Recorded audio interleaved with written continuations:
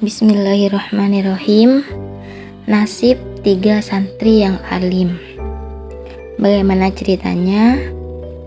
Alkisah, ada 3 pemuda yang mondok di tempat yang sama. Tiga-tiganya pintar dan sangat alim. Mereka adalah Ibnu Syaqqah, dia yang paling alim daripada yang lain. Kedua, Abu Sa'id, dia menempati urutan kedua yang paling alim setelah Ibnu Syaqqah, dan yang menempati urutan ketiga kealimannya adalah Abdul Qadir Al-Jailani atau Syekh Abdul Qadir Al-Jailani radhiyallahu an.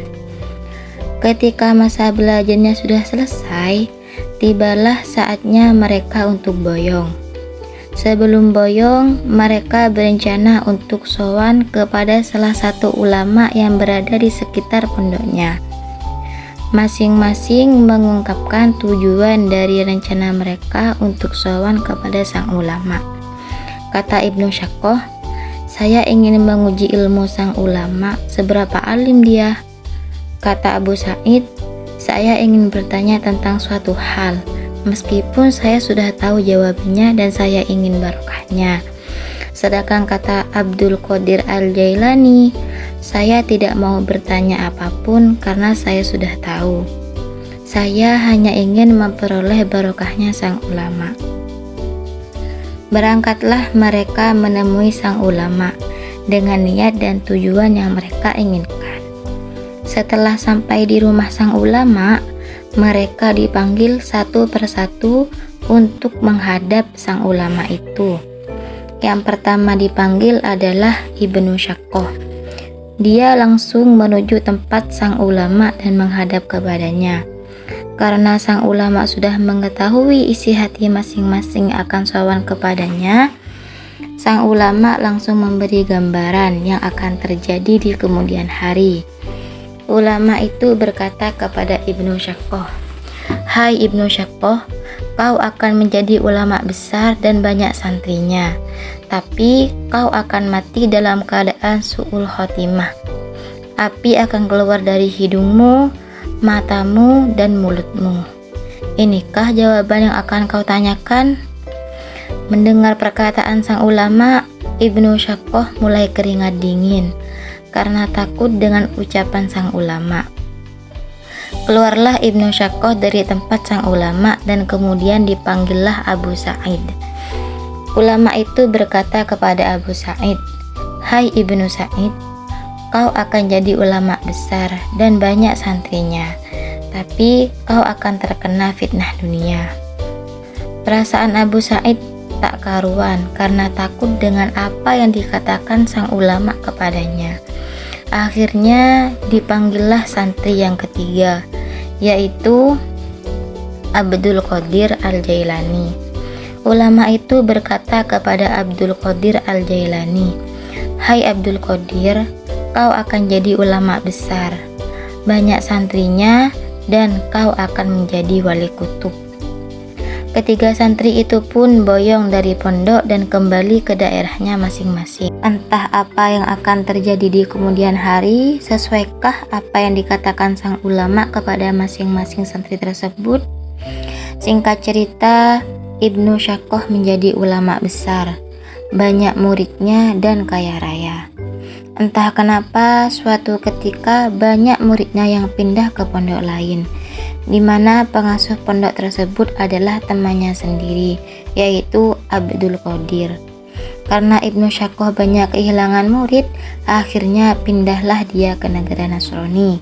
Dia pun menjadi orang nomor 1 di sana, dan muridnya jauh lebih banyak. Suatu hari, Ibnu Syaqqah mengisi suatu pengajian di tempat umum. Tidak lama kemudian, lewatlah seorang gadis cantik yang memakai baju serba merah.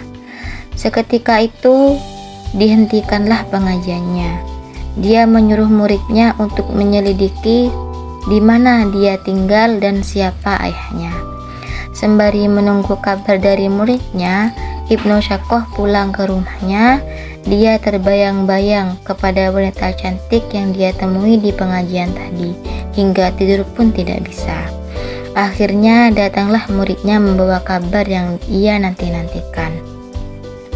"Bagaimana muridku, kau telah mendapatkan informasi yang telah aku inginkan?" tanya Ibnu Syaqqah penasaran. "Sudah guru, lebih baik guru mencari wanita lain saja," jawab muridnya penuh harap. "Kenapa kau berkata seperti itu padaku? Ceritakan padaku apa yang terjadi sebenarnya." "Wahai guru, dia memang cantik, tapi dia adalah anak dari seorang pendeta," jawab muridnya. "Tidak apa-apa, apakah orang tuanya bersedia menikahkan putrinya denganku?" tanya Ibnu Syaqqah. Jawaban muridnya, "Bersedia guru, tapi ada persyaratannya, dan itu sangatlah berat." "Apa itu?" tegasnya. "Guru harus pindah ke agama Nasrani." Santrinya berusaha membujuk. "Guru, masih banyak wanita yang lebih cantik dari putri pendeta itu, dan guru tidak perlu pindah agama." "Tidak apa-apa, nanti kalau saya sudah menikah, saya akan langsung bersyahadat kembali," jawab Ibnu Syaqqah. Karena kemauan nafsunya yang sudah tak terbendung lagi untuk menikahi putri pendeta itu, Ibnu Syaqqah murtad atau keluar dari Islam, dan terjadilah pernikahan yang dia kehendaki. Tapi sebelum dia mengucapkan syahadat sesuai dengan yang dia katakan bahwa akan mengucapkan syahadat setelah menikah, Ibnu Syaqqah tiba-tiba terbujur kaku, tak bisa bergerak dan berkata-kata. Istrinya kaget melihat suaminya seperti itu. Setelah ditunggu beberapa lama, ternyata tak ada perubahan apapun pada suaminya. Istrinya kemudian mengadu kepada pendeta itu yang tak lain adalah ayahnya. Ketika sang ayah mengetahui kejadian yang dialami menantunya, dia langsung beranggapan bahwa menantunya itu tak berguna sama sekali, malah menyusahkan. Akhirnya pendeta itu membuang Ibnu Syaqqah ke tempat pembuangan sampah di pasar. Untunglah Ibnu Syaqqah mempunyai murid yang setia padanya. Sang murid mencarinya kemana-mana dan menemukannya di tempat pembuangan sampah. Di sanalah sang murid kaget dengan keadaan yang dialami gurunya dan mencoba mengajarinya mengucapkan kalimat Allah, Allah, Allah. Tapi apa yang terjadi? Ibnu Syaqqah menggeleng-gelengkan kepalanya, seakan-akan dia tidak mau mengucap kalimat itu, dan pada akhirnya dia meninggal dalam keadaan tidak beriman atau su'ul khotimah. Bagaimana dengan kehidupan Abu Sa'id? Lebih beruntungkah dia daripada temannya Ibnu Syaqqah? Ibnu Sa'id menjadi ulama besar dan banyak santrinya, tapi dia miskin. Dia sering memperhatikan kehidupan teman-temannya yang memiliki santri banyak dan kaya raya. Sedangkan dia sebaliknya, santri banyak tapi miskin. Karena tidak kuat dengan kemiskinan yang dihadapinya, akhirnya dia mengusir santri-santrinya sampai tak punya santri sama sekali. Apa yang diinginkan Abu Sa'id hanyalah kekayaan, kekayaan, dan kekayaan. Dia mencopot gelar ulamanya dan beralih sebagai petani untuk menanam tembakau. Begitulah akhir kehidupan Abu Sa'id yang terkena fitnah dunia.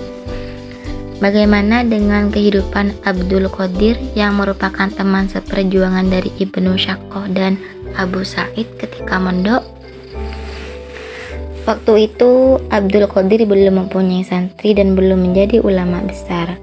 Setiap ada yang mau mondok kepadanya, dia selalu bilang, "Aku takut mengajar." Akhirnya tak ada sama sekali santri yang berguru padanya.